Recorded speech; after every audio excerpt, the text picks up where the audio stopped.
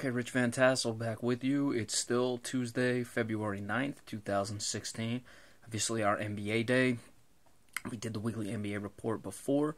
I just got home a little bit ago, and I see that Marc Gasol, the center for the Memphis Grizzlies, is out indefinitely with a broken foot. Now, we did a video a couple weeks ago talking about how much of a threat the Grizzlies would be to the Golden State Warriors. Obviously, they would need a healthy Marc Gasol. We discussed that, how well he plays with his Zach Randolph. That 1-2 punch inside is capable of slowing any team down and forcing the tempo of what they have. Gasol, also a former Defensive Player of the Year award winner, really anchors that defense on the back line, much like Kevin Garnett did for the Boston Celtics. Joakim Noah, to somewhat what Anthony Davis does. Tim Duncan is also in that mold as well. These guys who really direct traffic, I call them air traffic control behind there. They let players know where they need to go. They are barking signals from behind everything because they can see the defense. So Marc Gasol is a very valuable player. He's one of the better centers in the league, obviously. Doesn't get much of the publicity because he plays in Memphis, but certainly a very big injury, and we're going to see what the Memphis Grizzlies can do to combat that. They're going to rely heavily on Mike Conley now, and Zach Randolph is going to have to provide the post game for them.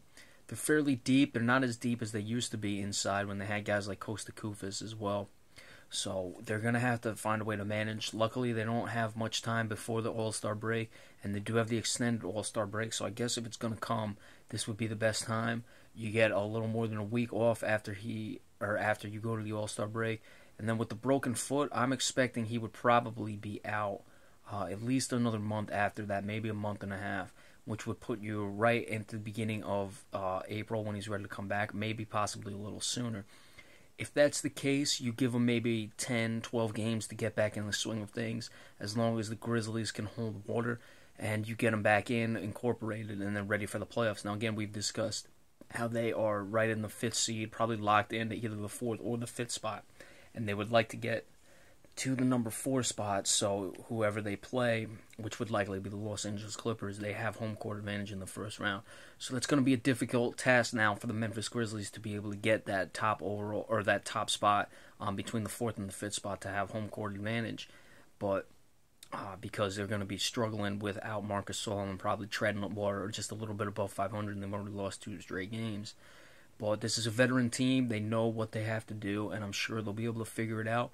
And like I said, just find ways to win games, and if they can somehow grasp or at least stay right where they are, or maybe gain a game or two by the time Marc Gasol comes back, if he can come back a little earlier than that, maybe about 15, 20 games, you usually look at it, there's going to be about 2 to 3 where he needs to be incorporated back in, and that can slow you up a bit. But if you have about 15 games, you can try to make a late season run to get home court advantage in the first round.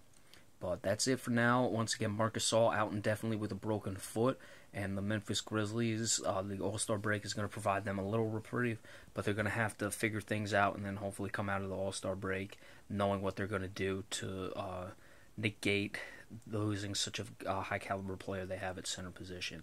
So that's your flash news alert, and any others we will come back with you. So thank you so much.